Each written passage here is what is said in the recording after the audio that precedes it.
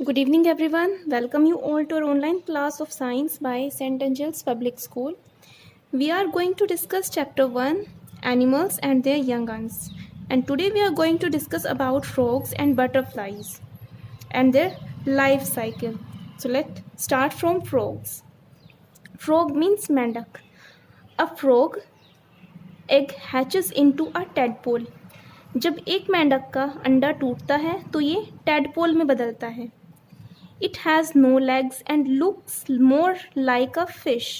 इसके पैर नहीं होते हैं और ये बहुत ज़्यादा एक मछली के जैसा दिखाई देता है. A frog lay eggs in large clusters called spawns. एक मेंढक एक झुंड में अंडे देता है जिसे स्पॉन्स कहा जाता है. A tadpole hatches out of the egg which is very different from the adult frog. एक टैडपोल अंडा तोड़कर बाहर आता है जो एक एडल्ट फ्रॉग से बहुत ज़्यादा अलग दिखता है. It undergoes several changes before it becomes an adult. तो इसमें बहुत सारे बदलाव आते हैं जब तक ये एक एडल्ट में बनता है. This process is called Metamorphosis. और इस प्रक्रिया को मेटामॉर्फोसिस कहा जाता है. मेटामॉर्फोसिस को हिंदी में कहते हैं रूपांतरण.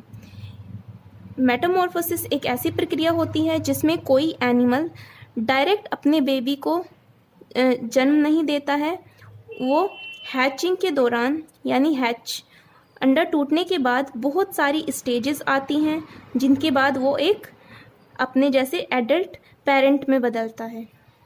Many baby animals learn to recognize their parent as soon as they are born. बहुत सारे जानवरों के बच्चे अपने पेरेंट्स को पहचानने लगते हैं जैसे ही वो जन्म लेते हैं. This is called imprinting. और इसे इम्प्रिंटिंग कहा जाता है. इम्प्रिंटिंग को हिंदी में कहते हैं छाप.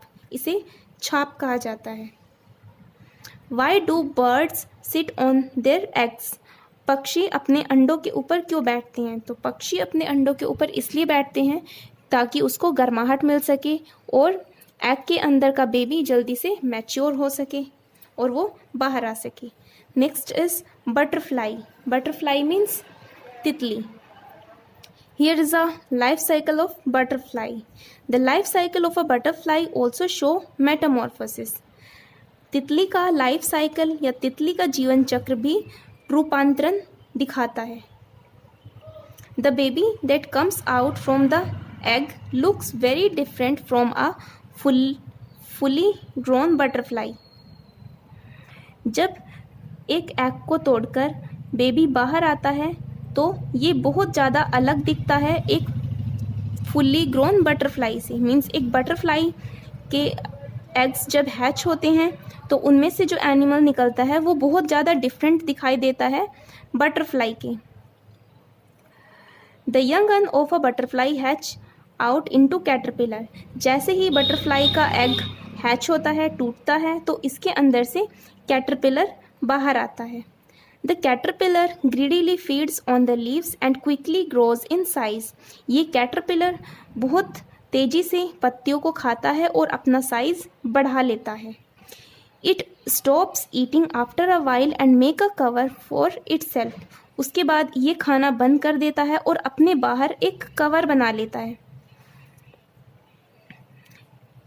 It is now called a pupa. और अब इसको प्यूपा कहा जाता है. The pupa sheds its skin many a times and after a day or two grows into a butterfly.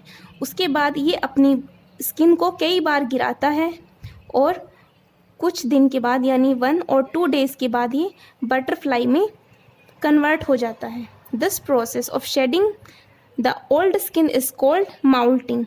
और यह प्रक्रिया जिसमें कोई एनिमल अपनी स्किन को गिरा देता है उसे माउल्टिंग कहा जाता है.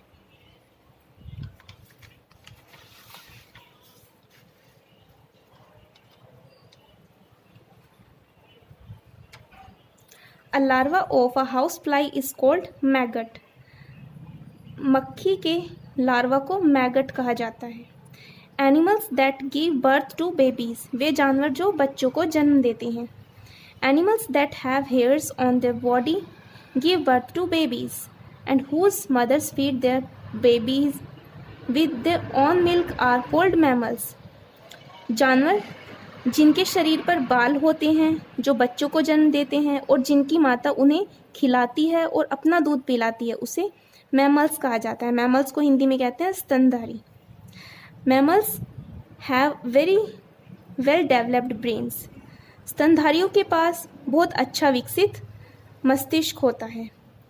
Monkey, cats, dogs, dolphins, lions, elephants, deer, cows, buffaloes, hippopotamus, zebra, giraffe, rabbits and human beings are mammals. अब ये सभी मैमल्स होते हैं, जैसे कि बंदर, बिल्लियाँ, कुत्ते, डॉल्फिन, शेर, हाथी, हिरन, गायें, भैंस, गैंडे और ज़ेब्रे, जिराफ, खरगोश और ह्यूमन बींग, यहाँ तक कि इंसान, ये सभी मैमल्स होती हैं. Most animals live on land and breathe through lungs. ज़्यादातर मैमल्स लंग्स से सांस लेते हैं, मीन्स फेफड़ों से सांस लेते हैं और धरती के ऊपर रहती हैं. Whales and dolphins are mammals found in water. Whale और डॉल्फिन ये भी मैमल होते हैं, लेकिन ये पानी में पाए जाते हैं. These aquatic mammals do not have hairs. और इन जलीय स्तनधारी के पास बाल नहीं होते हैं, मीन्स इनकी बॉडी के ऊपर बाल नहीं पाए जाते हैं.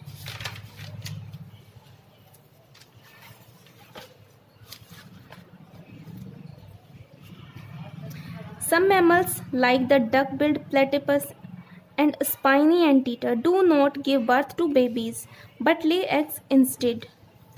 कुछ स्तनधारी जैसे कि डक-बिल्ड प्लेटिपस और स्पाइनी एंटीटर ये बेबीज़ को जन्म नहीं देते हैं, उसके बजाय ये अंडे देते हैं.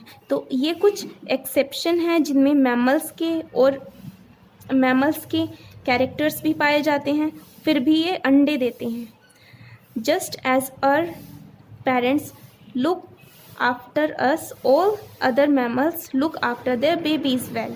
जैसे हम अपने पेरेंट्स की तरह दिखाई देते हैं, उसी तरह से दूसरे स्तनधारी भी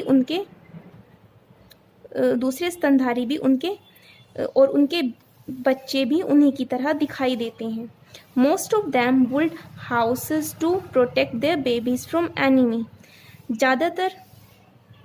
उनमें से ज़्यादातर घरों का निर्माण करते हैं और अपने बच्चों को दुश्मनों से बचाते हैं. And also Hunt for food, और उनके लिए भोजन का शिकार भी करते हैं. The mother feeds her babies. माता उनके बच्चों को खिलाती है. विद हर ओन मिल्क, उनका अपना दूध पिलाती है. Cleans them and keeps them warm, उनको साफ करती है और उनको गर्म रखती है. Kangaroos have a pouch on their body to carry the young Anas.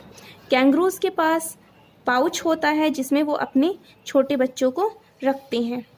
Animals that carry their body in the pouch are called marsupials. और ऐसे जानवर जो अपने बॉडी के अंदर इस तरह के पाउच रखते हैं जिसमें वो अपने बेबीज़ को रख सकते हैं, उनको मार्शुपाइल्स कहा जाता है. So students, I hope you understood this chapter. Next time we will discuss next chapter. Till then you revise it. Thank you.